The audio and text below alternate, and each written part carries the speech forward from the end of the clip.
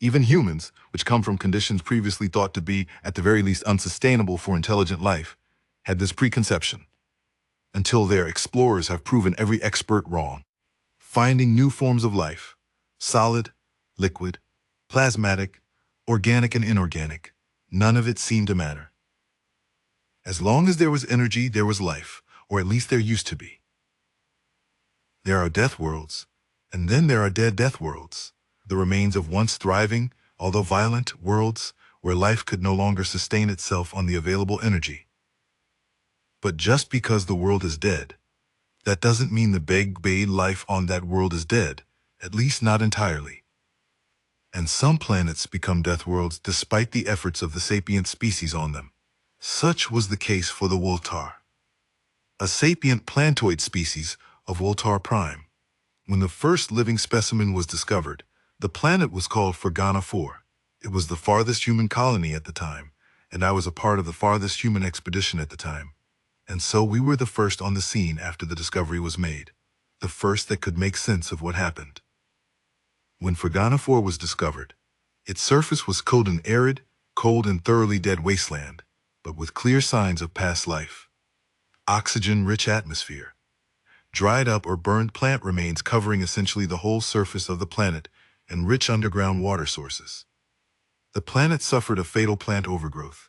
Its atmosphere lost the majority of its greenhouse gases, collapsing the whole biosphere.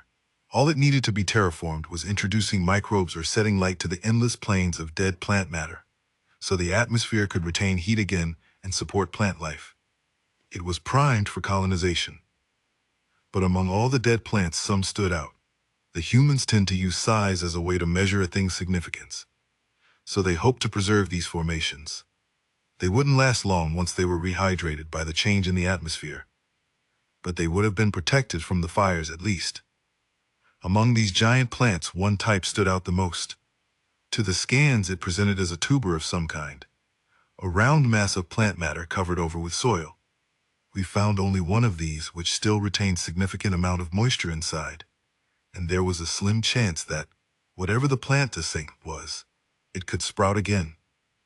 But the terraformation would still take years, a time the tuber did not have, so a choice was made to erect a dome over the lignified formation in order to provide it with an environment to sprout in. The discovery at the Fergana colony has forced me to rewrite my theories again.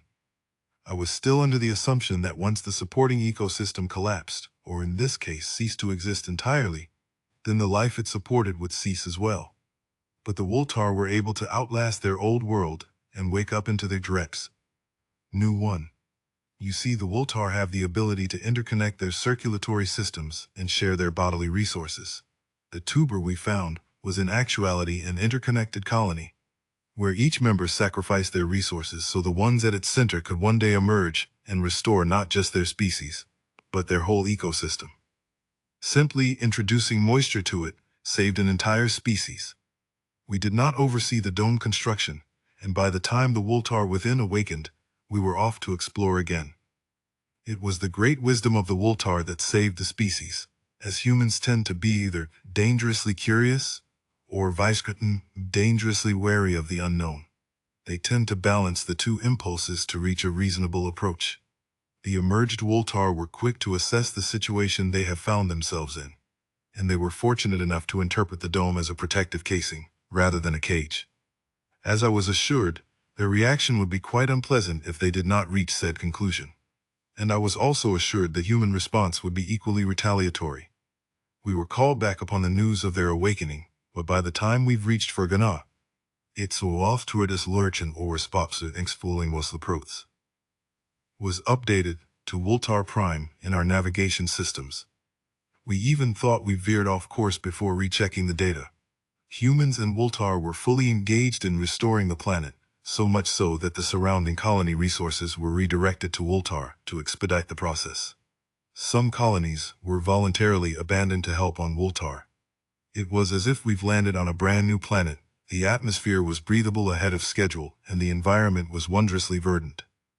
Such a simple task for a species which planned the revival of their world centuries ahead of the humans. Woltar Prime, despite its supersonic greenery, has always been a death world, And as we know, deathworlders tend to understand each other. This understanding appeared in the form of a game or an exercise of sorts, bullying in a controlled and relatively safe environment. A form of initiation among many deathworlders and first-hand experience of the dangers the new features of the environment posed. I am unsure what the activity has to do with atmospheric moisture, but both Woltar and human words for it apparently stem from this. These activities only served for the two species to quickly trust and like each other. But they have found one more link in common: death, and their obsession with resisting the inevitable and putting their hopes up for the impossible.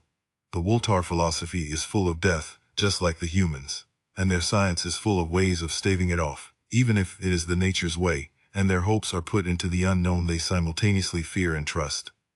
The calamity which killed Woltar Prime took many lives, but to the Woltar it was worth trying to persevere until the end. If even a lone survivor of their kind remained, their sacrifice would be enough. The Ferganunk Dome stands as a testament to this shared ideal to this day.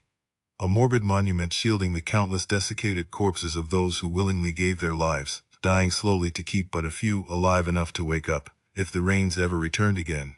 The humans have found another true friend, one that understood the price of death and what it is worth to be exchanged for.